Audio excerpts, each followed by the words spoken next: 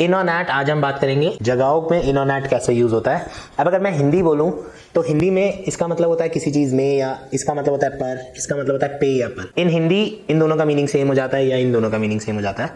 सो हिंदी में eight preposition है ही नहीं। हिंदी में केवल 2 प्रेपोजिशंस है, इन एंड ऑन। इंग्लिश में 3 प्रेपोजिशंस आ जाते हैं, इन, ऑन एंड एट। सो अगर आप ट्रांसलेट करके जा रहे हैं तो आपके क्वेश्चंस गलत होने ही है।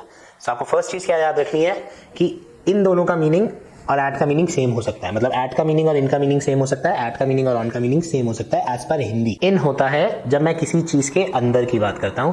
जब तक आप किसी चीज के अंदर नहीं होंगे तब तक आप इन यूज नहीं कर सकते।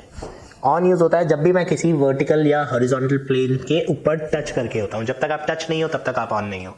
और एट होता है जब हम इन दोनों चीजों को एग्जैक्ट या स्पेसिफिक बना देते हैं तो एट। जब मैं एग्जैक्ट लोकेशन की बात करूंगा तो एट, जब मैं उसको एक पॉइंट बना दूंगा। जब मैं किसी भी प्लेन के ऊपर टच करके होने की बात करूंगा तो मैं ऑन बोलूंगा, और जब मैं किसी चीज के अंदर होने की बात करूंगा तो मैं इन बोलूंगा।